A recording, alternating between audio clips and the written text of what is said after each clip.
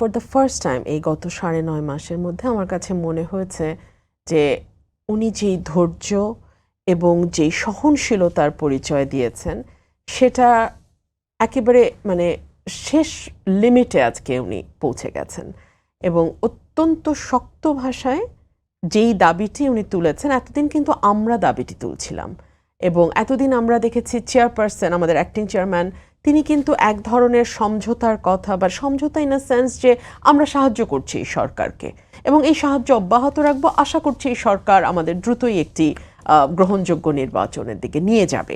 কিন্তু আজকে তিনি একেবারেই খুবই শক্ত ভাষায় বলেছেন, যেটা আসলে বাংলাদেশের ১৭ কোটি মানুষের মনের কথা, যে এই ডিসেম্বরের মধ্যেই নির্বাচন হতে হবে। আমার সাকিব ভাই একটা কথা এখানে বলেছেন যে পারসেপশন তৈরি হচ্ছে, পারসেপশন তৈরি করা হচ্ছে এবং সেই পারসেপশনকে নিয়ে ডালপালা মেলে দেখা যাচ্ছে রিয়েলিটি এক জায়গায় আছে, কিন্তু আমরা অনেকেই পারসেপশনের পেছনে দৌড়াচ্ছি। দেখুন, পলিটিক্সে পারসেপশন ইজ ভেরি ইম্পর্ট্যান্ট। হ্যাঁ, sometimes perception is the reality. এখন এই পারসেপশনটা তৈরি হলো কি করে?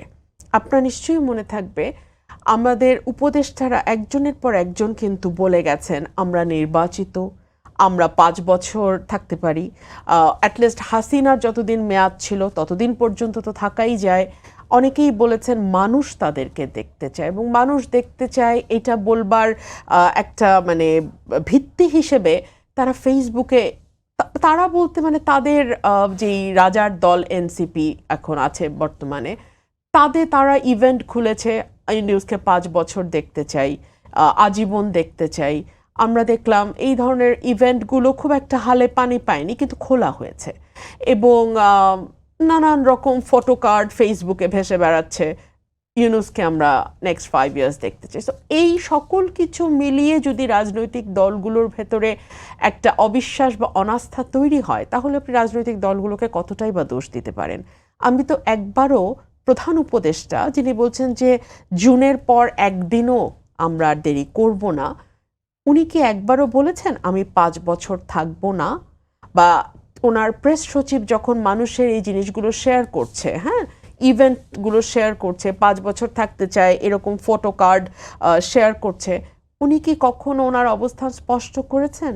বা উনি কি ওনার অফিসকে সেই মেসেজটা দিয়েছেন যে আপনারা এমন কিছু করবেন না যাতে পলিটিক্যাল পার্টিগুলোর মধ্যে অবিশ্বাস, অনাস্থা এবং ক্ষোভ, অস্বস্তির জন্ম হয়? উনি তো সেটি করেননি। সুতরাং পারসেপশন বা ধারণাকে দূর করবার জন্য যা যা করা দরকার ছিল অন্তর্বর্তীকালীন সরকারের, সেগুলো কোনোটাই আমরা তাদেরকে করতে দেখি নাই। আজকে যে কথাটা বিএনপির তারুণ্যের সমাবেশ থেকে উঠে এসছে, আমাদের স্ট্যান্ডিং কমিটির মেম্বার এবং আমাদের অ্যাক্টিং চেয়ারম্যান যে কথাগুলো বলেছেন, এই কথাগুলো কিন্তু সাধারণ মানুষের মনের কথা। প্রশ্ন আসতে পারে আমরা কি করে জানি? ৩.৫ কোটি নতুন ভোটার আমাদের ভোটার তালিকায় যুক্ত হয়েছে এবং এই ৩.৫ কোটি ভোটার জীবনে কোনোদিনও ভোট দেন নাই।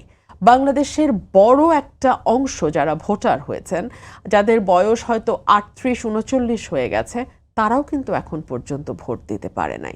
কারণ বিকজ গত ১৫ বছর বাংলাদেশে কোনো রকম কোনো ভোট হয় নাই।